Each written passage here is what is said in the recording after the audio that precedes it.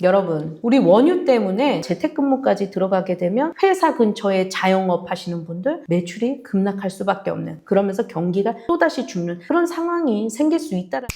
주말 사이에 협상을 하겠다라고 했어요. 물론 그 내용이 한 차례 결렬이 되면서 생각보다 증시는 제가 봤었을 때 면역력이 이제는 어느 정도 생긴 게 아닐까 할 정도로 오늘 우리 증시에서만큼은 그래도 빠른 회복 탄력성을 보여주기도 했습니다. 하지만 지금 실물 경제만큼은 여전히 위기의 터널을 지나가고 있는 그런 상황이에요. 왠지 한번 보도록 할게요. 지금 이란 같은 경우에는 협상 대상자가 따로 없는 그런 상황이다라고 보셔야 됩니다. 이게 무슨 소리냐면 이번에 그 이란에서 성명서 내놓은 거 보니까 거기에는 뭐 파키스탄 얘기도 나오고 하는데 지금 정작 그 협상에 참여를 했던 이란의 어떤 누군가, 그 누군가에 대해서는 쏙 빠져 있다라는 거죠. 지금 이란의 최고 지도자는 누굽니까? 하메네이가 죽고 나서 그의 둘째 아들인 하메네이 모스타파가 자리를 물려받았지만 지금 아직 그 사람 생사가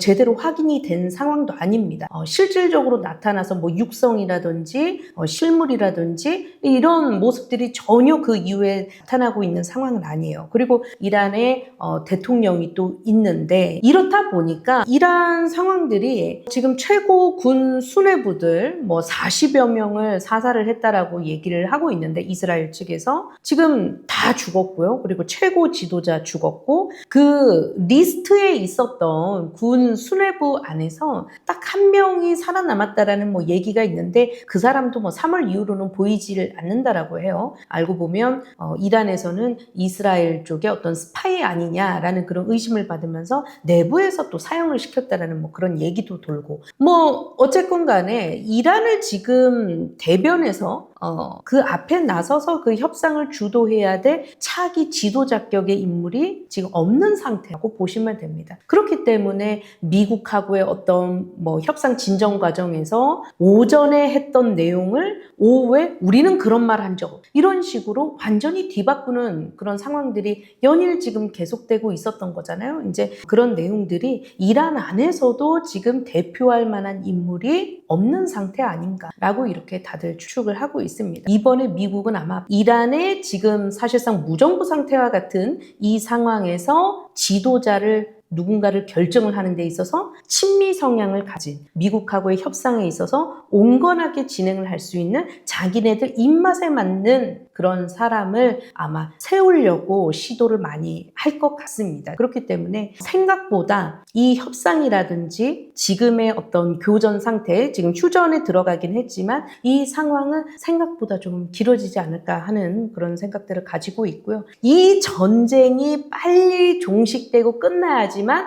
우리가 살 수 있기 때문에, 에너지 빈국들이 살 수 있기 때문에 제 마음속 안에서는 야, 누가 됐든지 간에 빨리 끝내라 하는 어떤 이제 그런 마음들이 투영이 되다 보니까 지금 한간에 얘기가 나오고 있는 게, 얼마 전에 그 미군이 이란의 큐슈섬을 타격을 한 적이 있어요. 이제 거기에 담수 시설이 있는데, 이제 중동 쪽 같은 경우에는 전형적인 물 부족 국가다 보니까 해수를 끌어와서 그거를 이제 담수화 시설을 통해서 먹는 물로 이제 바꿔서 사용을 하게 되죠. 그런데 이 큐슈섬에는 담수 시설이 있기 때문에 거기를 타격을 하니까 그 인근 마을 일대에 용수 공급이 완전히 끊겼다라고 합니다. 이란 전역에는 그런 시설들이 많은데 아마 여기를 정밀 타격을 할 것이다라는 뭐 얘기가 나오고 있어요. 그런데 그거는 정말 쉽지 않을 수 있습니다. 왜냐하면 명분이 일단 없고요. 그런 담수 시설을 타격을 하게 되면 뭐 이란 내부적으로도 좀 많이 흔들리겠지만 가장 타격을 입는 건 일반 시민들이에요. 그래서 인도적인 차원으로 봤었을 때 그런 공격을 감행을 하면 국제사회 안에서 정말 그 트럼프 대통령 지탄을 받을 수밖에 없을 겁니다. 그래서 그런 카드는 쓰기 쉽지 않으니까 아마 제가 봤을 때 이 상태를 빨리 끝내고자 미국이 전술핵이라는 카드를 쓰는 것에 대해서는 여전히 한 곳에 좀 남겨두고 있는 그런 가능성이다. 이렇게 좀 살펴보시면 되겠습니다. 뭐 지금 이란 상태는 여기까지 차 올라와 있어요. 지금 이란이 버티기 힘든 상태까지 올라가고 있는 상황이지만 이거를 자꾸 이제 중국이나 러시아 이런 쪽에서 또 물밑에서 도와주는 이제 그런 부분들이 있다 보니까 예전처럼 교착 상태에 빠지면 미국은 그야말로 11월에 있는 중간 선거를 감안할 생각을 해봤을 때에도 그렇게까지 끌고 가는 무리수를 두지는 않을 것이다. 그러기 위해서 아마 정말 하나의 강력한 한 방을 남겨뒀을 것이다. 이렇게 개인적으로 생각을 하고 있습니다. 자, 이제 그렇다 보니까 에너지 위기가 이미 시작이 됐어요. 이제 우리 입장에서 가장 지금 그들 싸움에 새우등 터지고 있는 게 우리나라, 일본, 뭐 동남아시아 이런 에너지 빈국들이죠. 지금 에너지 상황이 우리나라 내부에서는 어떻게 진행을 되고 있는지 그걸 한번 살펴보도록 할게요. 지금 어제 같은 경우에 내용이 나왔어요. 이제 산업통상부 장관이 이번에 그 강 비서실장하고 특사 자격으로 중동 3국을 방문을 하고 왔습니다. 그걸 하고 와서 어제 공식 석상에서 했던 얘기예요. 뭐라고 얘기를 했냐면 4월, 5월은 우리나라만큼은 에너지 그 원유 비축량을 풀지 않고도 정부 비축 물량을 풀지 않고도 5월까지는 사실상 버틸 수 있다라는 식의 발언을 공식적으로 했습니다. 아마 이번에 중동 3국을 방문을 하면서 소기의 성과를 좀 거둔 것 같아요. 이제 그런 자신감에서 비롯된 그런 발언이지 않을까라고 생각을 하는데요. 이제 내용인즉 카자흐스탄 그리고 사우디, 오만을 이제 방문을 하고 온 거예요. 지금 우리나라 같은 경우에는요, 3월 초쯤에 그 이란과 미군이 싸우기 직전까지 마지막으로 통과한 유조선 외에는 그때 이후로 한 척도 지금 유조선이 못 들어오고 있는 상황이에요. 지금까지도.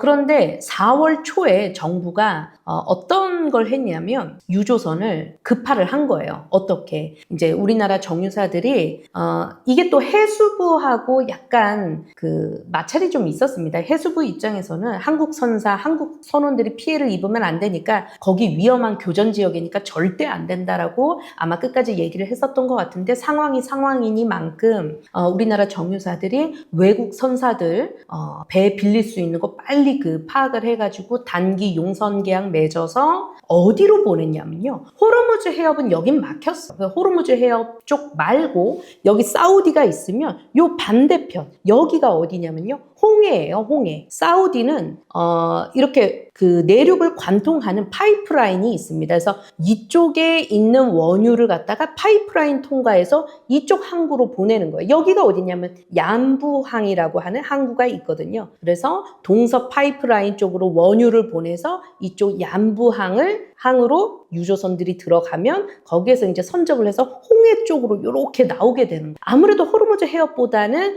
요 정도 사우디 대륙만큼 정도는 조금 길이가 길어지는 그런 이제 항로라고 보시면 되는데요. 여기가 그동안 쉽지 않았던 루트예요. 왜냐하면 뭐 길이도 길이지만 우리가 지금 이란 상대하기도 바쁜데 뭐가 있냐면요. 홍해 쪽에는 예멘을 주둔으로 하는 후티 반군이 주로 활동하는 곳이 바로 홍해예요. 그래서 홍해도 늘 원활하게 거기가 왔다 갔다 하는 곳은 아니고 지금 상태로만 보면 호르무즈 해협처럼 저 정도의 봉쇄는 아니니까 그래도 좀 낫다 정도라고 좀 보시면 되겠습니다. 어쨌든 정부가 밝히기로는 이쪽으로 4척을 보냈대요. 4월 초에 VLCC급 유조선을 이제 4척을 보냈어요. 그래서 아마 계산을 해보면 우리가 통상 우리나라에서 중동 쪽으로 도착하기까지 한 20여일 정도 걸린다라고 보는데요. 아마 4월 초에 보냈으니까 4월 20여일 정도 지나면 이제 슬슬 그쪽에 얀부항 쪽에 도착을 할 것 같습니다. 자, 이것도 정말 어려웠던 게 뭐냐면 결국에 그 강 비서실장이 특사 자격으로 갔던 이유는 뭐냐면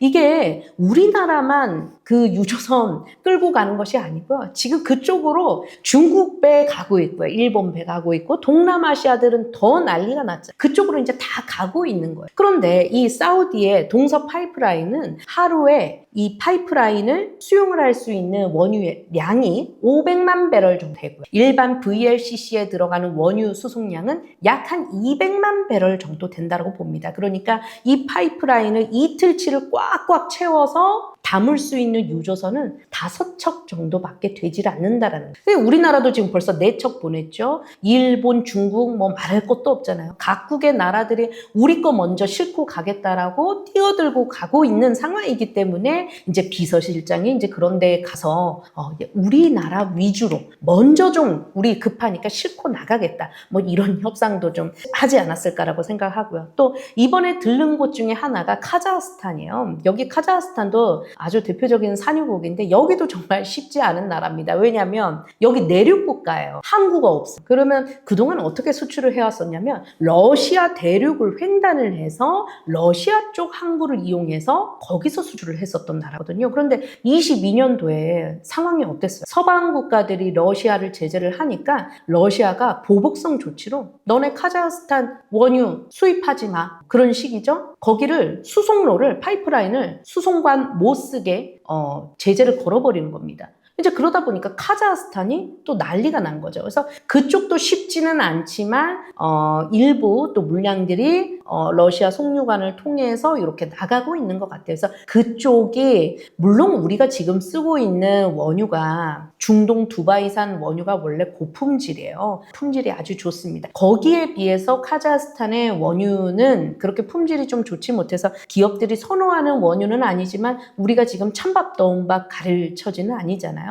좀 비교적 나쁜 품질의 석유를 그럼에도 불구하고 필요로 하는 곳은 이제 그쪽으로 들어갈 수 있게끔 수입처를 좀 다변화하자라는 차원에서 거기까지 특사단이 가서 그래도 뭔가 좀 진전이 있었던 것 같습니다. 그래서 그걸 통해서 어제 나온 얘기를 보니까 우리는 그래도 5월까지는 괜찮고 아직까지 비축유를 방출하지 않은 몇 나라 중에 하나고 그런데 그거를 역으로 계산을 해보면 5월까지는 괜찮지만 그 이유는 장담할 수 없다라는 그런 내용들이 내포된 거라고 생각을 하고 있어요. 그러니까 제가 봤을 땐 그래요. 4월 20일 정도에 도착해서 사우디 동서 파이프라인 통해서 들어오는 원유를 배에 쫙 싣고서 거기 홍해를 나올 때 어떻게 나오게 되냐면 청해부대 소속의 그 대조영함이 아마 호위를 해가지고 이제 나오지 않을까라고 보고 있어요. 그 홍해 나올 때 지금 후티 반군이 얼마 전에도 이란에 가세를 하겠다라고 이런 얘기를 했었는데 아직 그 뒤로 구체적인 움직임들은 나오고 있지는 않지만